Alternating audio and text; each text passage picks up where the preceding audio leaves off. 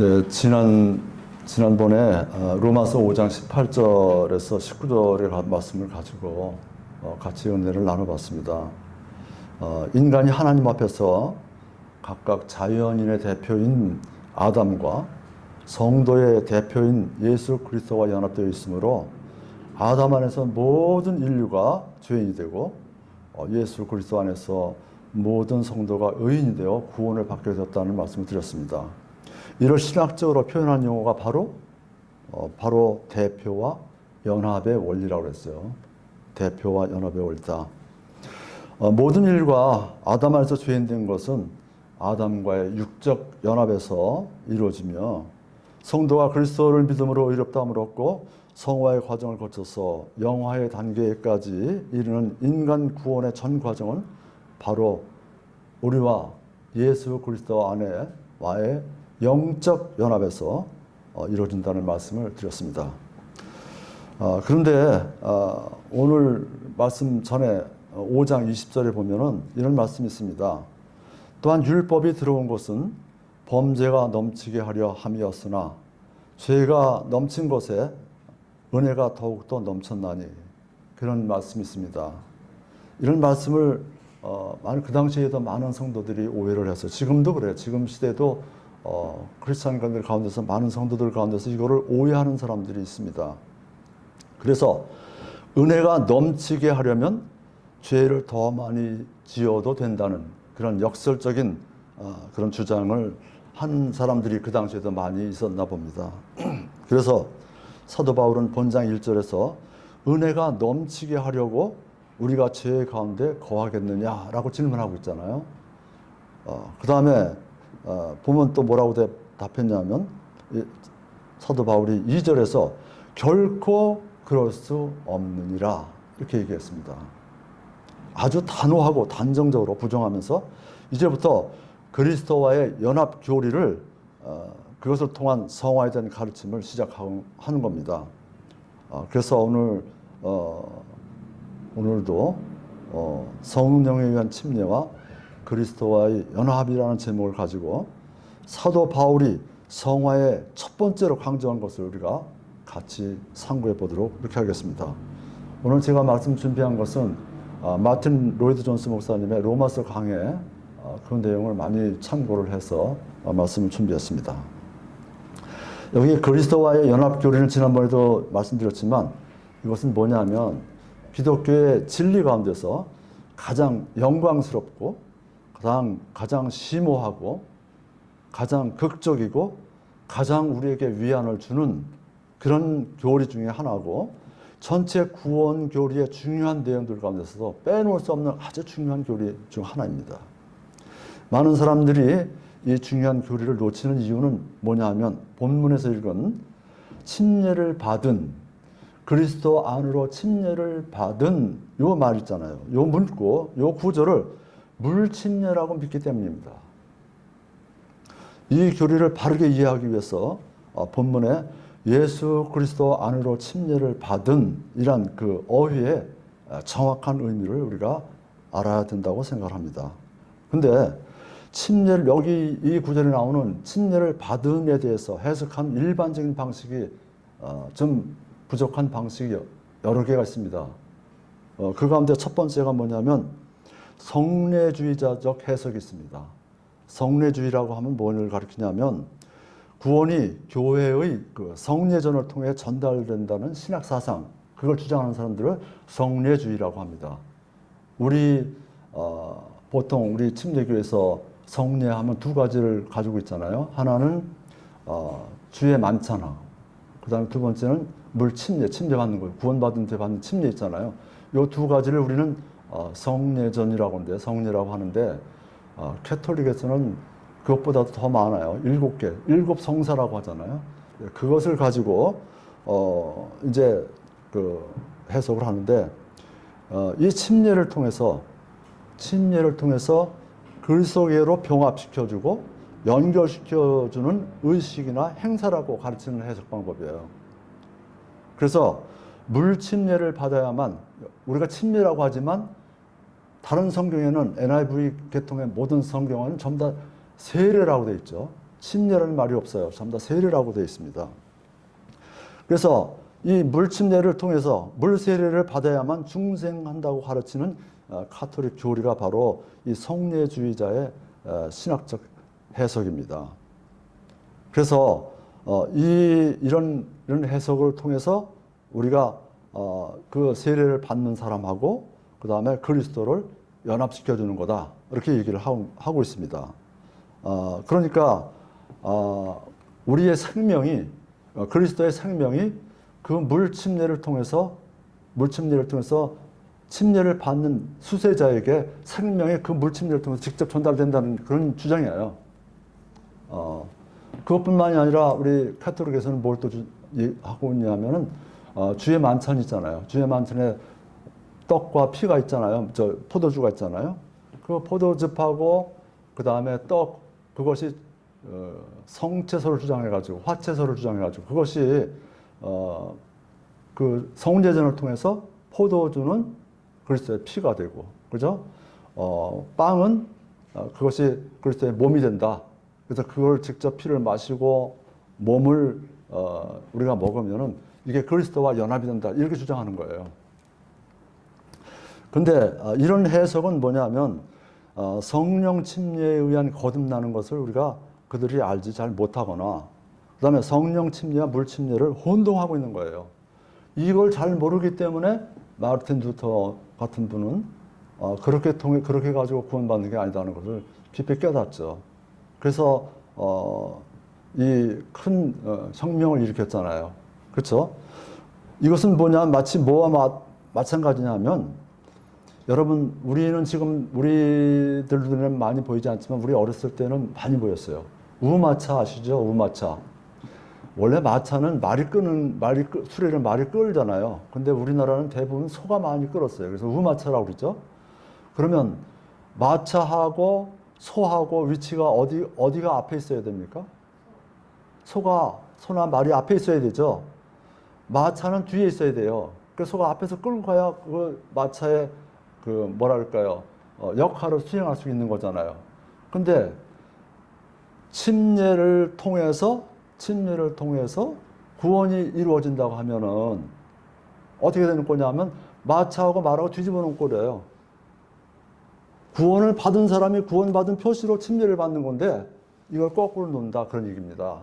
이런 성례주의자 해석이 잘못된 거예요, 조금. 그런 부분이 있습니다. 또 여러분이 그 성경에서 보면 우리가 그 신약 성경에서도 굉장히 많이 그런 걸 볼 수 있잖아요. 전도자 빌립과 이디오피아 내시, 그들 침례받을 때 어떻게 했어요? 전도자 빌립이 그 이디오피아 내시에게 복음을 전해줬고, 그 복음을 듣고 믿고 확실하게 구원을 받았기 때문에 그는 즉시 내려가서 침례를 줬잖아요. 근데 침례하고 이것이 순서가 먼저 성령에 의한 구원을 확실하게 깨닫는 사람에게 침례를 주는 건데, 지금 캐톨릭은 그게 아니에요. 그래서 유아 세례라는 것도 나오죠. 성경을 전혀 모르는 아이도, 어린아이의 침례를 주면 이게 하나님의 백성이 된다고 하는, 이런 것은 좀 잘못된 것이다, 이렇게 생각됩니다. 또 그것뿐만이 아닙니다. 사도 베드로와 이방인 가운데 첫 구원을 받은 고넬료, 이건 이제 사도행전 10장에 나오는데, 여기도 보면 그 고넬료가 그 집안이 확실하게 구원을 받아서 믿고 구원을 받았기 때문에 그 다음에 침례를 주잖아요. 근데 이 순서가 요대로 돼야 되는데 이것을 잘못 해석을 했다, 그런 얘기입니다. 자, 그런 것처럼 카톨릭은 은혜가 물 속에서 전달된다고 믿고 있는 거예요. 그들이 주의 만찬 때 먹는 빵에 의해서 은혜가 전달된다고 믿고 있는 것, 이것과 마찬가지인 그런 원리죠. 이런 것은 좀 잘못된 그런 성경 해석 방법이 아니냐, 이렇게 생각이 됩니다.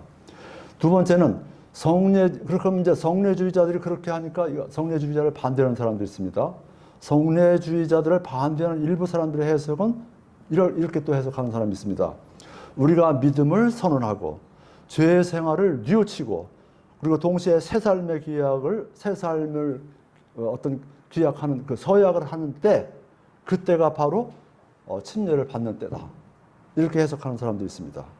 그러나 오늘 그 본문에서 강조되는 것은 내가 신자로서 어떤 행하는 어떤 일이 아니고 나를 그리스도에게 연합시킨 나에게 일어나는 어떤 일이 있어야 된다고 얘기합니다.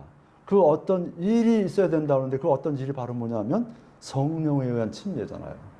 성령에 의한 침례다. 물침례가 아니라 성령에 의한 침례다. 그런 얘기입니다. 그래서 이것도 좀 잘못된 해석 방법이고요. 세 번째는 뭐가 또 있냐면 우리가 그리스도의 영향권 안으로 침례를 받았다는 그런 해석이 있어요. 침례를 받으면 그리스도의 영향권 안으로 들어간다. 이렇게 해석하는 부분이 있습니다.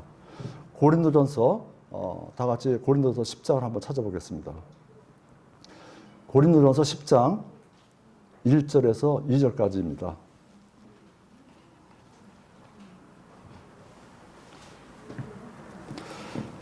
형제들아 나는 이것을 너희가 모르기를 원치 아니하노니 곧 우리 조상들이 다 구름 아래에 있고 모두 바다를 지나가며 모두가 구름과 바다 속에서 모세에게 침례를 받고 여기 이스라엘 민족들은 애굽에서 나올 때 이집트에서 탈출할 때 그들이 홍해를 지나잖아요.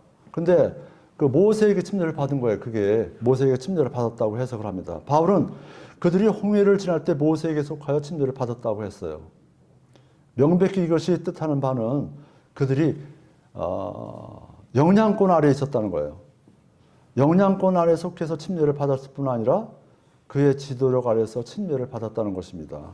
그들은 하나님께서 지명하여 세우신 모세의 지도력 아래에 있었고 간접적인 의미에서 그들은 모세로 말미암아 하나님의 백성이 된 것입니다. 그러나 로마서 6장 우리가 지금 읽은 로마서 6장의 전체 문맥에서 보면 그리스도 안으로 침례를 받은 이 말은 이 설명은 그것을 전혀 불가능하게 합니다. 모세에게 영향권에 들어가서 침례를 받은 게 아니고 여기는 우리는 로마서 6장에 보면 그리스도 안으로 침례를 받았다고 되어 있잖아요. 그죠? 그리스도 안으로 침례를 받은 이런 설명을 전혀 불가능하게 하는 겁니다. 왜냐하면 여기서 가르치는 내용은 우리가 그리스도의 영향 아래 있거나 또는 그의 영향권에 속했다는 얘기가 아닙니다. 물론 그것을 포함하기도 하죠. 그 내용이 들어가 있기도 하지만 그 범위를 훨씬 뛰어넘는 거예요. 우리가 구원받기 전에 아담 안에 있었던 것 같이 우리는 그리스도 안에 있고 그리스도의 지체들입니다. 단순히 영향권 차원에서만이 아니라 우리가 그리스도와 영적 연합을 이루었고 영적 연합의 차원에서 지금 사도 바울은 우리에게 설명을 하고 있는 겁니다. 그 다음에 네 번째는 뭐냐면 그리스도의 죽음이 우리의 죄를 위한 화목제물로서 구속적이고 구원하는 효과를 믿는 우리 믿음의 표라는 해석이 있습니다. 이 해석은 우리 주의 사역을 단순히 구원해내는 효과만을 국한하고 있습니다. 그 설명에만 국한하고 있는 거죠. 주님의 죽으심의 공로로 말미암은 하나님과의 화목, 우리가 하나님과 화목했기 때문에 그 예수 그리스도의 피를 믿으면 우리가 그 하나님과의 그 원수지간이었던 것이 풀려지고 우리가 하나님과 화목해서 구원을 얻는다 하는 거죠. 단순히 그 효과만을 강조하는 거예요. 그 효과만을 강조하는 것이다. 우리는 그것을 믿지만 그보다 훨씬 더 나아가서 그리스도와의 실제적인 연합까지 간다는 것입니다. 5절을 보면 5절에 우리가 읽은 로마서 6장 5절에 보면 이런 말씀이 있습니다. 만일 우리가 그분의 죽음과 같은 모양으로 함께 신겼으면 또한 그분의 부활과 같은 모양으로 되리라. 그런 말이 있습니다. 함께 신겼다는 말이 뭐예요? 여러분들은 경험이 있을 겁니다. 우리가 그 감나무는 어디에다 접붙이죠? 고엽나무라는 걸 아시죠? 감나무는 감이 절대로 생기지 않아요. 스스로 낫지 못해요. 감나무를 고엽나무에다 접붙여요. 그러면 감나무 가지하고 고엽나무 줄기가 어떻게 됐어요? 하나가 되잖아요. 우리가 그리스도와 연합했다는 사실, 우리가 그리스도 안으로 침례를 받았다는 사실은 바로 그런 것을 가리킨다. 그러니까 여기서 어떤 죽음의 믿음의 표식이라든지 믿음의 효과라든가 영향력이라든가 그런 것을 훨씬 뛰어넘는다. 생명이 붙어 있다. 우리는 그리스도 안에 들어가 있다. 그런 표현을 지금 사도 바울은 우리에게 해주는 것입니다. 그 다음에 마지막 다섯 번째는 뭐가 있냐면 우리와 그리스도가 죽음과 장사에서 연합된 것을 상징적으로 표현한 것이며 눈에 보이게 나타난 규례라는 해석입니다. 여러분, 제가 지금 말씀드린 것은 우리가 죽고 묻히고 다시 부활한 것을 표시하는 그 침례는 뭘 가르치죠? 구원 침례는 바로 우리가 받는, 구원받은 뒤에 받는 물침례를 가르치잖아요. 물침례는 그걸 상징하는 거예요. 그렇게 내가 그리스도의 그 피로 말미암아 구원받고 새 생명을 얻었다는 것을 간접적으로 많은 사람들에게 증명하는 것이 바로 물침례잖아요. 그죠? 예, 그런 것은 보여주는 거죠. 그렇지만 침례는 그리스도의 장사 지냄과 부활해서 우리가 연합했음을 회화적으로 표현한다. 이렇게 회화적으로 표현하는 거예요.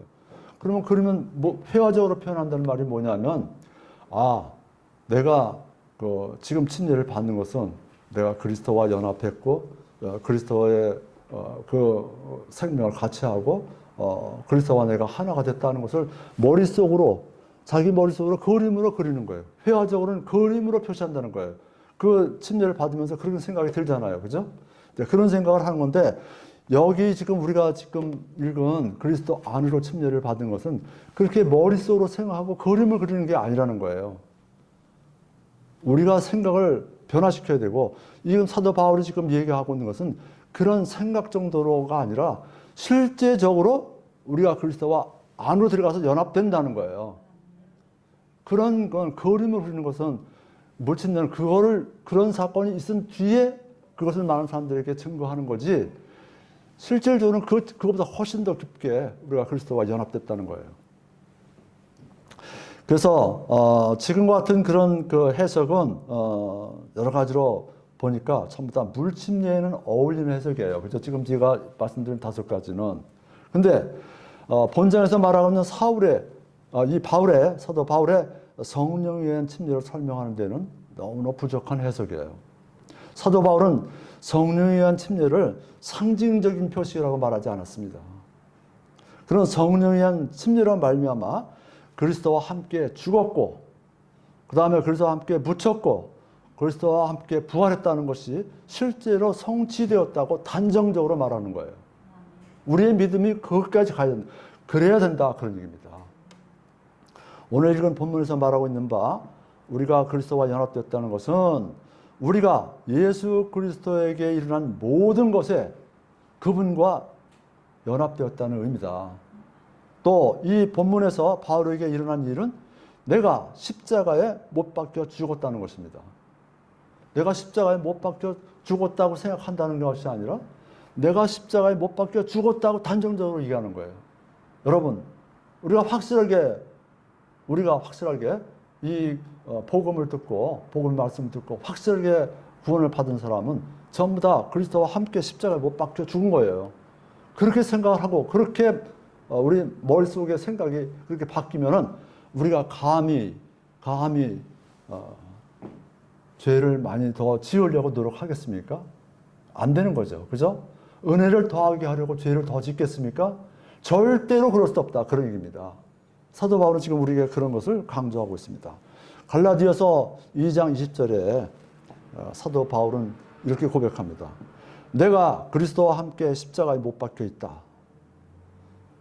그리고 그리스도께서 내 안에 사시느니라 이렇게 고백을 하고 있습니다. 이 말씀이 성령 침례를 통한 그리스도와의 연합교리를 가장 잘 표현한 말씀이라고 저는 생각을 합니다. 성경 어디에 그리스도 안으로 침례를 받은 것을 상징적으로 또는 회화적으로 표현한 곳이 있습니까? 물침례가 십자가에 못 박힘을 어떻게 표현합니까? 여러분 한번 생각해 보십시오. 물침례는 뭐예요? 물속에 잠기는 건 뭘 상징하는 거죠? 자, 그리스도와 함께 죽어서 장사 지내는 걸 장사 지내는 거, 물속으로 들어가는 건 장사 지내는 걸 상징하는 거고 물속에 다시 나오는 건 뭐예요? 부활을 상징하는 거잖아요. 장사 지내는 거하고 부활하는 것은 물침례가 상징할 수 있어요. 상징적으로 표현할 수 있어요. 그러나 그 물침례 속에 십자가에 못 박혀 피 흘리고 죽는 것은 있습니까? 없습니까? 그건 표현하지 못하잖아요. 그러니까 물침례적으로 해석을 하면 안 되는 거예요. 성령에 의한 침례하고 물침례하고는 이게 완전 다른 거다. 선후에요. 성령에 의한 침례가 있어야 되고, 그 다음에 나중에 물침례가 있어야 된다. 성령에 의한 침례를 내가 받았다는 것을 여러 사람들 앞에 증거하기 위해서 물침례를 주는 거예요. 그래서 에베소서 2장 4절에서 6절에서 보면은 우리가 그리스도와 함께 살리심을 받았으므로 우리가 그리스도와 함께 부활하며 예수님 안에서 하늘의 처소들에 우리를 함께 앉히셨다 그랬습니다. 앉히실 것이다라고 하지 않고 앉히셨다라고 아주 단정적으로 말하고 있습니다. 그러면 여러분 지금 여러분의 영혼은 여러분 지금 죽으면 어디로 갑니까? 바로 하늘의 처소까지 가잖아요. 하나님의 처소에 간다는 거예요. 근데 우리는 지금 그걸 아직까지 이루어지지 못하고 있잖아요. 육신을 가지고 있기 때문에. 그죠? 그러나 우리는 우리가 성령을 받고 하나님 앞에서 성령에 대한 침례를 확실하게 받은 사람은 이미 거기 가서 앉혀있는 것과 똑같은 거예요. 움직일 수 없는 구원의 영원한 안전보장이 이루어진 거예요. 그렇게 믿어야 된다. 그런 얘기입니다. 그것을 지금 사도 바울은 그 당시 이 로마에 있는 그 성도들에게 강력하게 주장을 하는 거예요. 그래서 너희들은 죄를 지을 수 없다. 결코 그럴 수 없다 하는 것을 지금 얘기하고 있는 겁니다. 침례란 우리를 그리스도에게로 연합시키는 것이라고 한정지어 말하는 신약에서의 침례는 고린도전서 12장 13절에 있습니다. 같이 한번 찾아보겠습니다. 고린도전서 12장 13절 보겠습니다.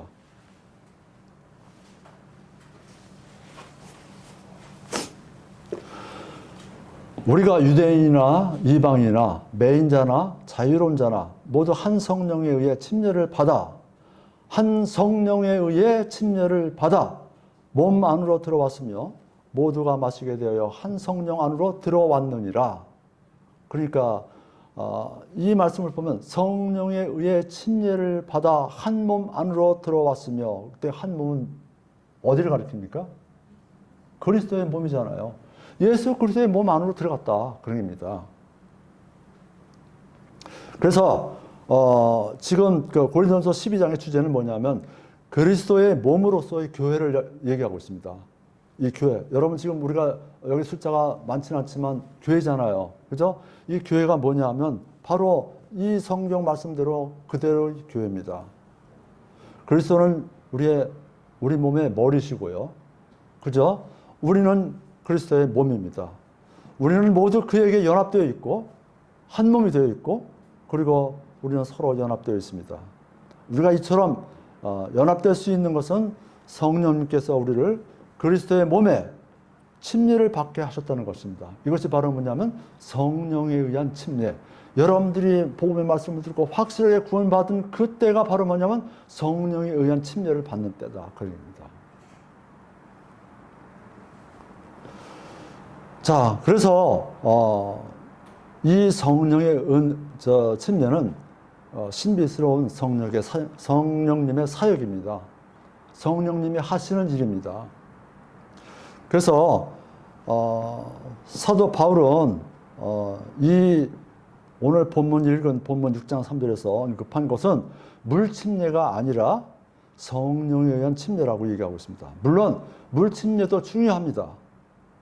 꼭 중요하게 여겨야 할 주님의 명령입니다. 그러나 그것을 확실하게 가르치는 것은 지금 로마서 6장에 있는 그런 내용이 아니고, 그런 내용들은 어디에 있냐면 마태복음, 마가복음, 누가복음, 그 다음에 고린도전서 등에 있습니다. 그건 물침례에 관한 얘기는 따로 있습니다. 근데 이 로마서 6장에서 얘기하는 이 그리스도 안으로 침례를 받은 이란 그 말은 그리스도 안으로 직접 들어가는 성령에 의한 침례를 우리가 얘기하고 있는 거다. 그런 얘기입니다. 그러면 이 영광스러운 그리스도와 우리의 연합교회 속에 포함된 영광들은 무엇일까요? 그것을 우리는 다시 한번 잘 생각해 봐야 됐습니다. 읽은 오늘 6장 3절 끝에 뭐라고 되어 있습니까? 쭉 설명하고서 너희가 알지 못하느냐? 이렇게 질문하고 있잖아요. 그죠? 알지 못하느냐? 너희가 이해하지 못하느냐? 너희가 깨닫지 못하느냐? 라고 사도 바울은 지금 로마 교인들에게 질책하고 있습니다. 그 당시 사도 바울이 이 로마서를 쓸 당시에는 사도 바울은 로마에 간 적이 없습니다. 그럼에도 불구하고 자신이 설교한 적이 없는 내용에 대해서 너희가 알지 못하느냐라고 질책을 하는 것은 이 질문이, 이 내용이 얼마나 중요한데 그걸 아직 너희들이 알지 못하느냐라고 얘기하는 겁니다. 아마도 사도 바울이 직접 하지 않았지만 그 당시 예루살렘에서 베드로가 설교할 때 많은 사람들이 구원받은 사람들이 나타나잖아요. 그죠? 그런 많은 사람들이 각 곳을 흩어져서 복음을 전하고 교회를 세웠을 겁니다. 로마에 가서도 로마에 있는 많은 유태인들에게, 이스라엘 사람들에게 복음을 전하고 복음 전해서 교회를 세운 거예요. 그게 로마 교회잖아요. 그 로마 교회에게 지금 사도 바울이 지금 이런 말씀을 전하고 있는 겁니다. 자, 그런데도 이 사도 바울은 자기가 직접 그 말을 전하지 않았는데도 하나님 말씀을 받은 너희는 그것을 알아야 된다. 그것이 중요한 것이다라고 지금 질책을 하고 있는 거예요. 자, 그런데 그는 모든 그리스도인들은 다 이 사실이 뭐예요? 성령에 의한 침례를 통한 그리스도와의 연합, 이 사실을 알고 있으리라고 단정하고 질문하고 있는 것입니다. 그러면 오늘날의 그리스도인들은 다 이것을 알고 있을까요? 저는 많은 그리스도인들이 아직도 이 사실을 모르고 그저 아까 얘기한 먼저 5가지 얘기한 그런 내용들로 그냥 그냥 성령 침례를 물침례로 생각하고 있다. 그 얘기입니다. 오늘날 이 중요한 그리스도와의 연합 교리는 복음 전도 집회에서 찾아보기 힘듭니다. 복음 전도 집회도 가보세요. 이 얘기는 그렇게 잘 안 해요. 못하고 있단 말이야. 복음 전도란 그저 예수 그리스도께로 오십시오. 그러면 그분께서 당신의 질병을 고쳐주실 겁니다. 또 부자가 되게 하시고 또 학생 같으면 인류대학에 합격하게 해주실 것이고 그 다음에 취직을 기다리는 사람에게는 좋은 직장에 취직을 하게 해주실 것이고 그 다음에 그 외에도 많은 복음적인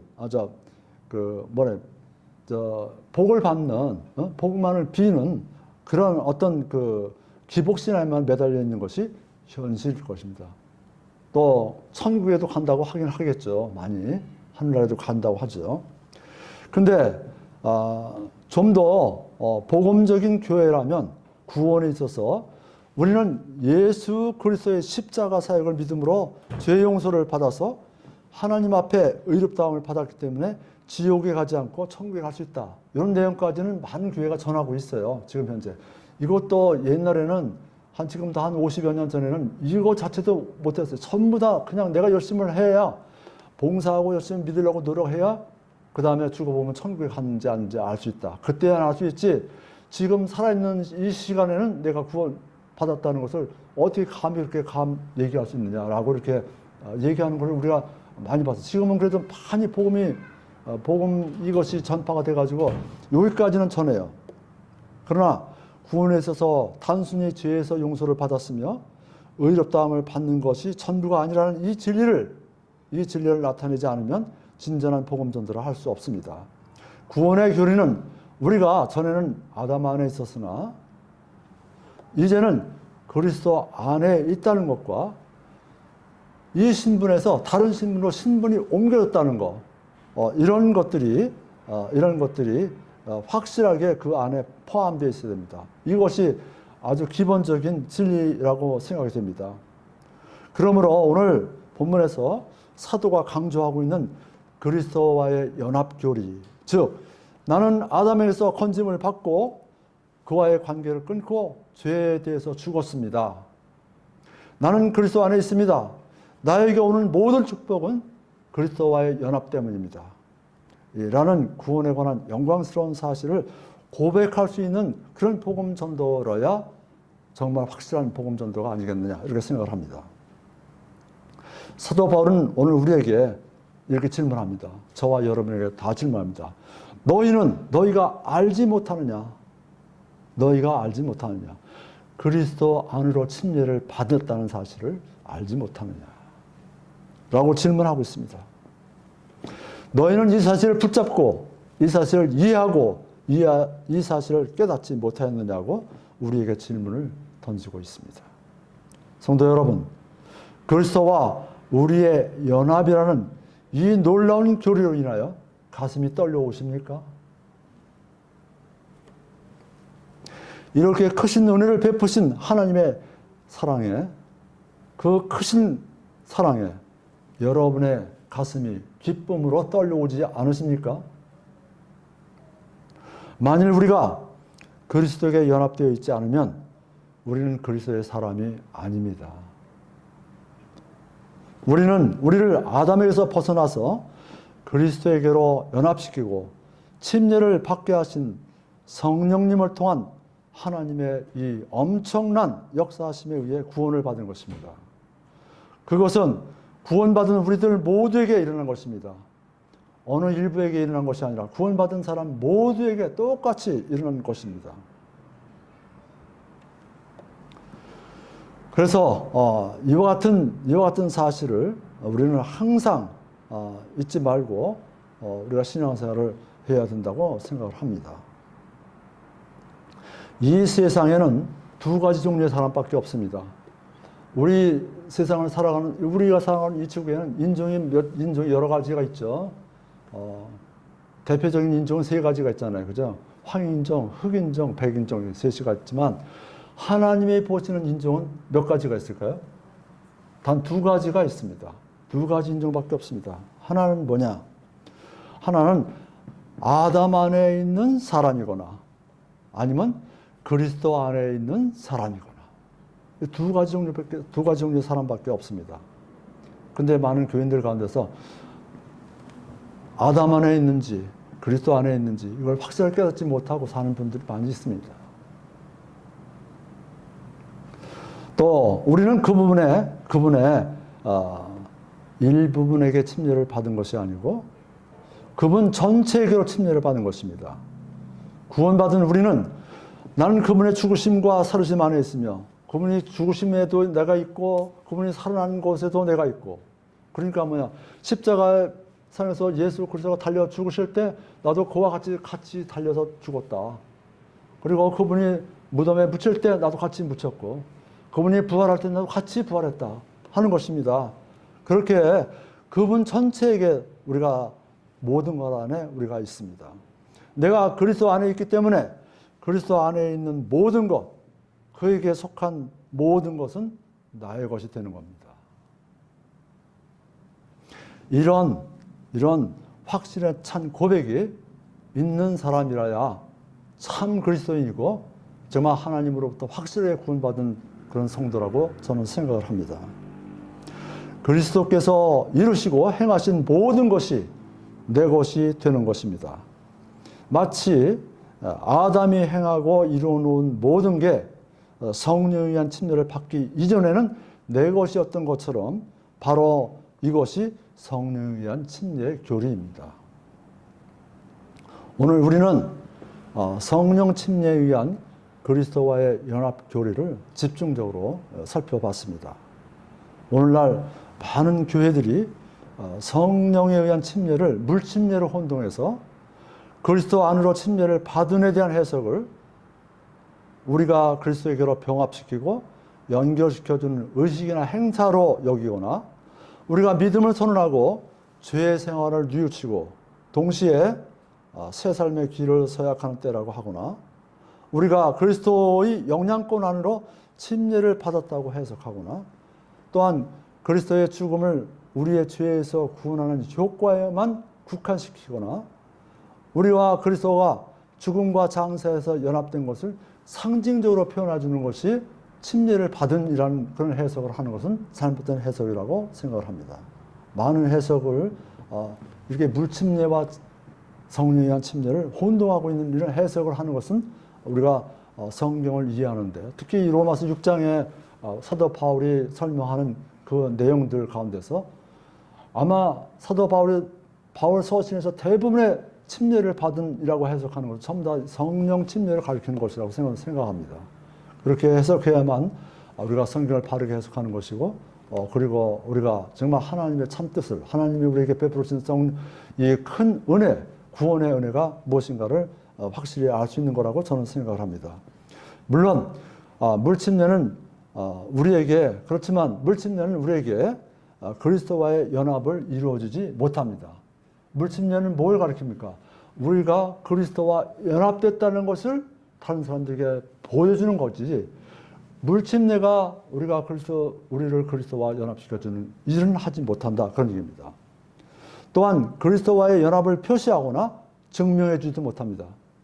그러니까 내가 어려서 유아 세례를 받았다, 그러니까 나는 하나님의 백성이다 라고 증명이 안 된다, 그런 얘기입니다. 절대로 안 되는 거죠. 확실하게 정말 복음적인 교회라고 한다면 유아 세례는 주지 않습니다. 그러나 오늘날 많은 교회들이 유아 세례를 직접 주고 있습니다. 뭐 천주교회는 말할 것도 없고 개신교회도 아직도 유아 세례를 주고 있는 데가 있습니다. 그건 뭐냐면 개신교라는 것은 천주교에서 나왔잖아요. 마르틴 루터 종교개혁 이후로 그걸 많은 부분이 틀렸다고 하고 나왔지만 그런 부분을 그대로 가져 나왔기 때문에 이런 세례를 주는데, 이런 물 세례는 우리는 그리스도 안으로 침례를 받게 한 그런 세례가 아니다, 그런 침례가 아니다라고 생각이 듭니다. 오직 성령에 의한 침례만이 우리를 주 예수 그리스도에게 연합시키고 그분에게 접붙여 준다, 그렇게 생각이 됩니다. 그러므로 나는 성령에 의한 침례를 통해서 아담과의 연합에서 그리스도와의 연합으로 옮겨졌고, 내가 그리스도 안에 있기 때문에 그리스도 안에 있는 모든 것, 그에게 속한 모든 것은 내 것이 되었습니다. 나는 아담에게서 건짐을 받고 그와의 관계를 끊고 죄에 대하여 죽었습니다. 나는 그리스도 안에 있습니다. 나에게 오는 모든 축복은 그리스도와의 연합 때문입니다. 라는 확고부동한 고백과 함께 주님이 주신 생명의 새로움 속에서 우리는 날마다 걸어가야 된다, 그런 얘기입니다. 많은 세월을 신앙생활을 한 분들이 굉장히 우리들 가운데 많이 있습니다. 어떤 사람은 모태신앙이라고 하고 평생을 예수를 믿었는데, 예수 그리스도를 믿었는데, 심지어는 목회 생활을 해서 목사 생활을 수십 년 했는데 나중에 우리 교회에 와서 이런 말씀 듣고 복음적인 이 복음 설교를 제대로 듣고 이제야 구원을 받았습니다 하는 목사님도 제가 봤습니다. 그런 사람도 들었어요. 그러니까 우리가 얼마나 이 성령에 의한 침례, 즉 그리스도 안으로 침례를 받는다는 것이 얼마나 신앙생활에서 기본이고 중요한 것이라는 것을 우리는 깊이 깨달아야 된다, 그런 얘기입니다. 이런 것이 없이 그냥 내가 하나님의 교회에 나가고 교회에 나가서 열심히 신앙생활하고 봉사하고 선한 일을 많이 하고 헌금을 많이 하고 그러면 하나님께서 나를 불쌍히 여겨서 긍휼히 여겨서 구원해 주시겠지 하는 그런 아니한 생각, 그런 잘못된 생각은 일체 버려야 된다, 그런 의미고, 우리가 신앙생활 하는 데 있어서도 반드시 성령에 의한 침례와 물침례를 확실히 구분할 줄 알아야 된다. 그래서 성경을 읽을 때도 이것이 성령에 의한 침례를 가리키는 말인가, 이것이 물침례를 가리키는 말인가, 그것을 확실히 구분할 줄 아는 그런 성도야말로 우리가 성경을 제대로 읽고 제대로 파악하고 신앙생활을 제대로 할 수 있다고 저는 생각을 합니다. 아무쪼록 오늘 이 말씀은 제가 전에도 잠깐 언급한 말씀인데, 오늘 다시 이 말씀을 여러분에게 드리는 것은 이것이 그만큼 중요한 것이고 성경을 제대로 읽는데 꼭 필요한 상황이라고 생각이 돼서 오늘 다시 한번 여러분들에게 강조해서 말씀드렸습니다. 아무쪼록 오늘 이 말씀 속에서 우리는 주님이 주신 이 생명의 새로움 속에서 날마다 승리하면서 죄악을 단호하게 물리치고 나는 죄에서 죽었다고 그랬잖아요. 죄에 대해서 사망했다고 그랬잖아요. 그래서 우리가 모든 그 불의에서 불의를 물리치고 우리가 당당하게 승리하는 그런 세상을 향한 심찬 행진을 하는 승리의 행진을 하는 여러분이 되시기를 주님의 이름으로 축원합니다.